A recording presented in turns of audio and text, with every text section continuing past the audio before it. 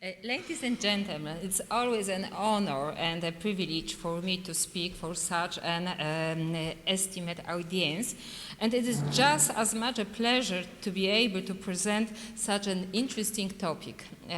This topic is of particular interest of me because I'm aware that as little as 10 years ago, part of this lecture would have sounded differently, and it is also difficult to predict the situation in another decade.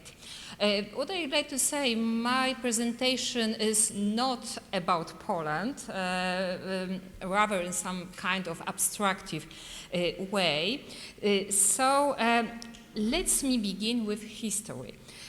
Supreme Courts are not a modern invention. Their tradition dates back to a time when full power, including the power to judge, was concentrated in the hands of the monarch. The first Supreme Court were created when monarchs agreed to delegate some of their powers, since previously it was the king who exercised the ultimate administration of justice. Traces of these beginnings are still visible today. For example, you can find the Spain Constitution, and as you can see, there is just exercise in the name of the king by judges. So this is still this tradition present even today. The first attempt to establish Supreme Courts date back to as early in the 15th century in Germany. In Poland, such an attempt was made in the 16th century when the Crown Tribunal was established. Also, the current official name of the Hungarian Supreme Court, Curia, this is also refers to the centuries of tradition of the highest court with this name. However, the early days in the formation of modern Supreme Courts date back to the end of the 18th century. At the time, Supreme Courts were established in France and in the United States, and they are still functioning today. The fact that this process is still progressing can be proved by the fact that the Supreme Court of the United Kingdom began its work only on the 1st October on 2009. Nowadays, however, we can acknowledge that the Supreme Courts are an obvious and important part of the legal system in individual countries. The Supreme Court, the Court of Ultima Instantia. My presentation is divided into two parts. When discussing the role of the Supreme Court, I will first focus on the term supreme and then on the word court. When discussing the role of the Supreme Court, one must begin by identifying their role in the systems in which they operate. We generally accept the principle of the monolithicity, in another word, unity of the Supreme Court when there should be only the only one Supreme Court in the particular legal system. Once again, one of the examples, we got the French solution. There is only one Court of Cassation in the whole of Republic. So sometimes this rule is explicitly show in some legal solution. So let's start with the name, with the word supreme. What does it mean from this perspective of the role of the Supreme Court?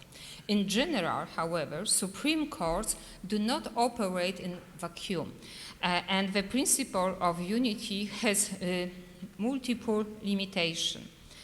At first, we got two perspectives, the national level and supranational level. At first and generally, in the most natural way, the role of Supreme Court should be defined with reference to the legal and constitutional system of the country where the court operates. However, where the country is the part of a supranational organization, the role of Supreme Court in this context may turn out to be quite different, and at least modified in relation to the traditional understood role. Let's begin with discussing the role of the Supreme Court in the national system. A Supreme Court can be the integral part of a country's judicial system, placed on the top of a hierarchy. So we got the hierarchy and the Supreme Court on the top of such hierarchy. In such situation, it fully deserves to be called the Supreme Court, as it holds the highest position in this hierarchical structure. However, different solutions are usually adopted where the Supreme Court is a separate court, not the part of a hierarchy, but the separate court.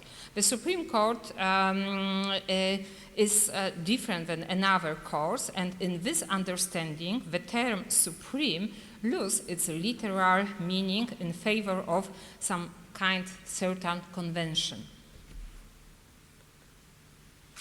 Another problem, the Supreme Court may be the only court at the highest level of a structure of a country's judiciary. The United States are the perfect example of such a solution.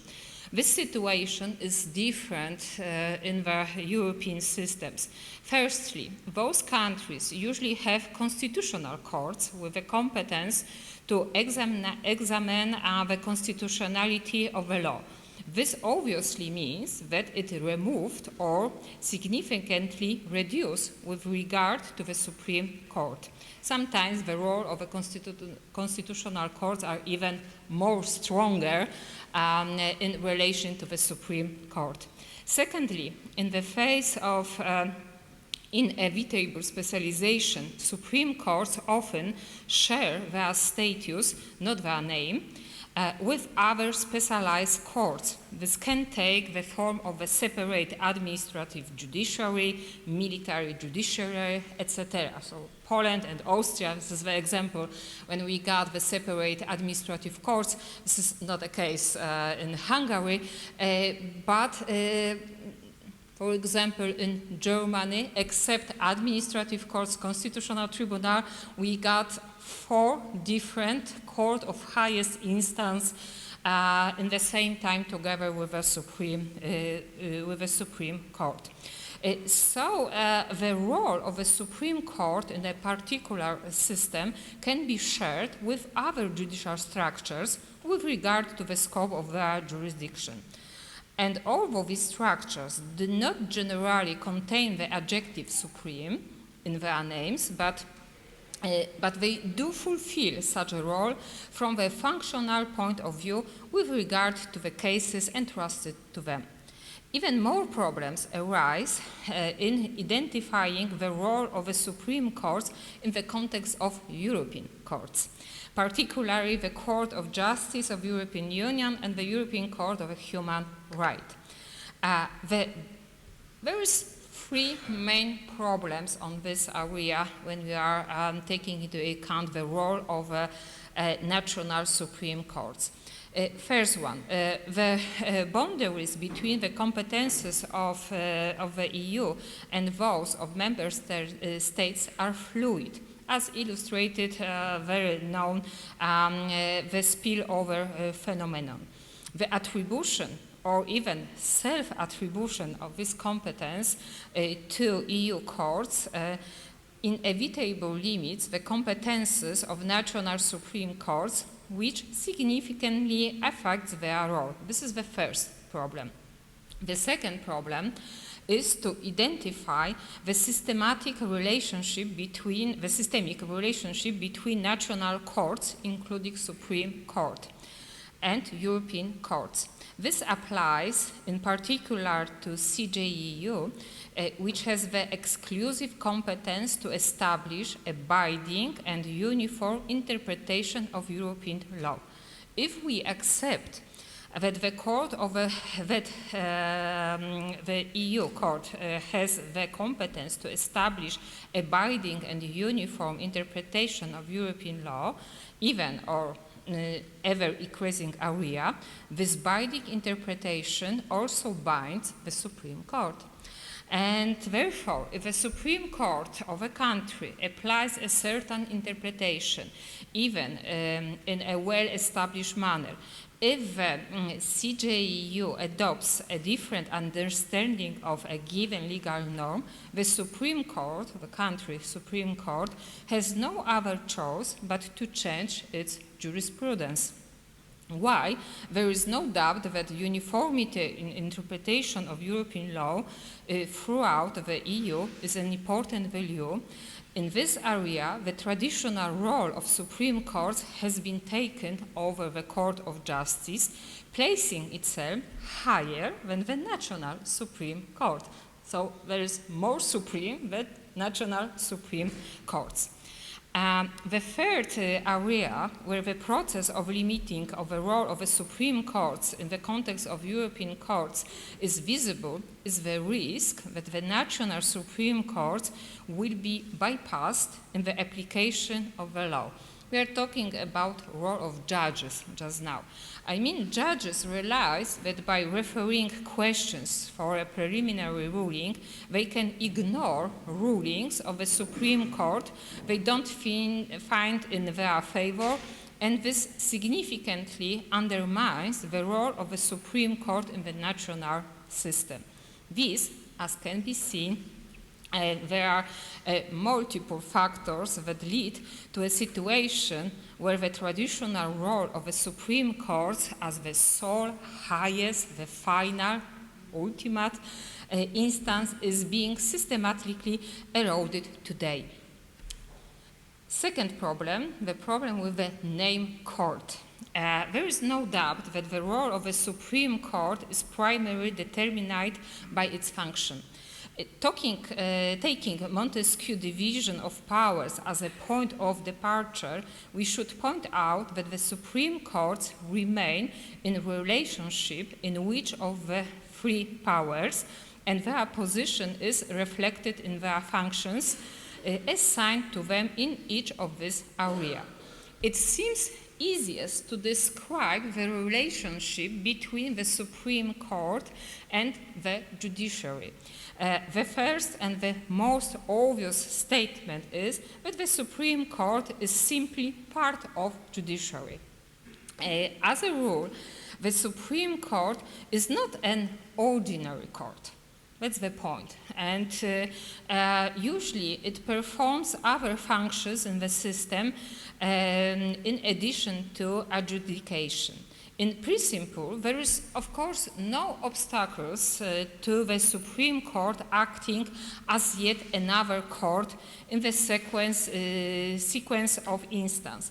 It can act as an appellate instance, the third or even the second instance, but this is always a problem. It blocks a lot of work, and we have to very often, because of a lot of cases, we have to forget about another role in such situation. It is generally accepted that the Supreme Court are usually only considers extraordinary appeals against final judgment. As a rule, the main and the most important task of the Supreme Court is to ensure judicial uniformity. Without ensuring such uniformity, we cannot speak of a coherent and cohesive system. It's the duty of the Supreme Court not only to ensure the uniformity of jurisprudence of the common courts of a lower instance, but also of its own jurisprudence, which may pose many problems in practice. You got on slide only just some examples, factors which create the problem with this uniformity, starting with poor quality of the law and with a problem with the simple mistakes of judges. So this is our, from the point of view of the Supreme Court, this is our everyday problems in practice. In order to fulfill its primary objective of ensuring uniformity of jurisprudence, the Supreme Court must be equipped with the appropriate tools. These often take the form of guidelines, legal principles, or precedents, quasi-precedents, real precedents. They may be binding, which always raise question about the sources of law in the system concerned, or they may apply by the authority of the Supreme Court. What makes Supreme Court even more unique, however, are the additional functions assigned to them, usually at the constitutional level. The most typical, some powers related to the electoral process, but it could be also another duties, task as disciplinary cases, complaints about the length of a court proceeding, etc., etc. It depends on the system. But what is rather typical, there is always some not typical for court task connected with the Supreme Court in the same time. Coming back to this electoral process, what I like to say, this is all usually the rulings on the validity of elections concerning key bodies of the state system, Parliament, President of the Republic, and so on. And this is the important bridge between the Supreme Court and both the legislature and the executive branch. It is generally accepted that the separate branches of power, I start with the Montesquieu's division, I mean the separate branches of power, judicial, legislative, and executive, are not independent elements of the system. In fact, they constitute a single structure and are obliged to work together. In its relationship with a legislature, it is also possible for the Supreme Court to exercise a legislative function. The ruling of such court, Supreme Court, may become sources of universally applicable law, correcting or replacing the legislature, and this is the case in many legal systems. However, in the system of statutory law, it is accepted that the Supreme Court should not replace the legislature. In the system of statutory law, on the other hand, an important reflection of cooperation between the branches of power is the competence attributed to Supreme Courts to communicate the need for legislative initiative. The suggestion regarding the provision of law can be communicated individually or present in the report on the activities of the Supreme Court. An equally important issue is that such reports presented by Supreme Court to the legislature usually take the form of information.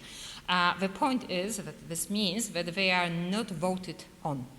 The Supreme Court usually also has the right to issue opinion on draft of normative acts. So there is some very strong connection between Supreme Court and legislative. But the really problem is, of course, this point. But the really serious problem, this is the relationship between the Supreme Court and executive branch. And independence, as it was a lot information about this independence before, independence is the desirable feature of an organizational structure such as Supreme Court.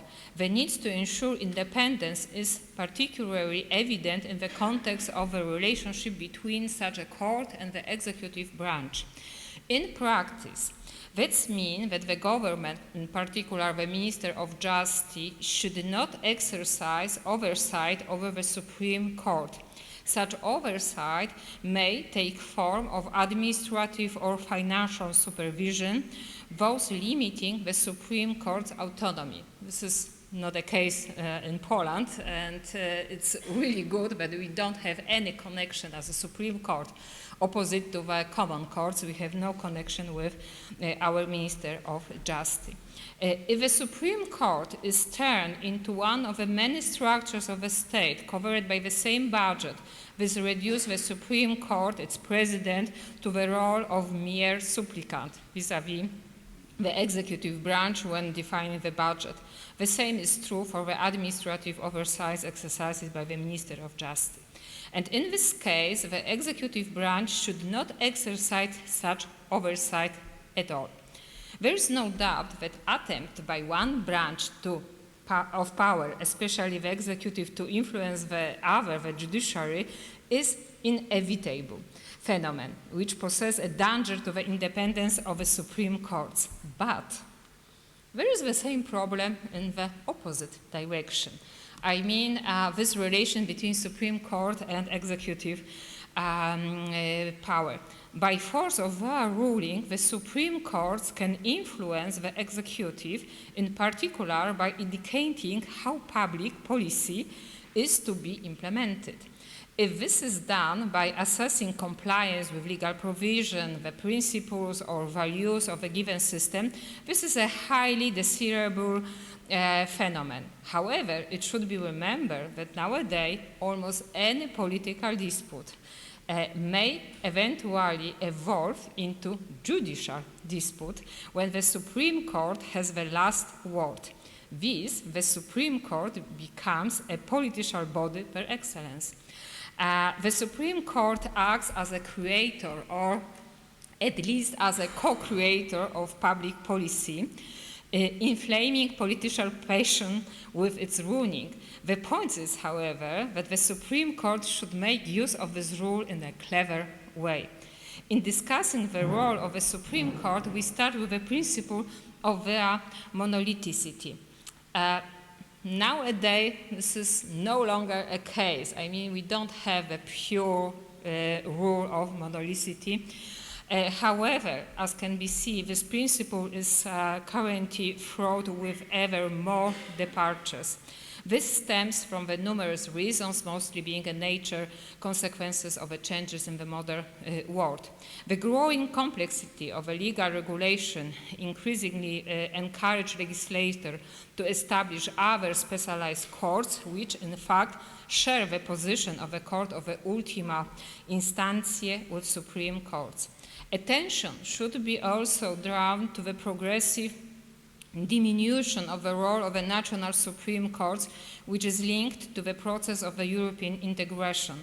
National Supreme Courts are increasingly being deprived of their supreme role in the national system.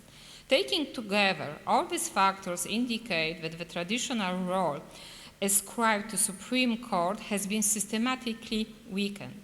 This doesn't mean that they have lost their importance. Their core competence to ensure judicial uniformity continues to be the cornerstone of a judicial power in any modern country. Supreme Courts are important actors in public life, and their relationship with different branches of power in an area of important cooperation, as well as a constant conflict resulting from a place in the system of a state body. Thank you very much.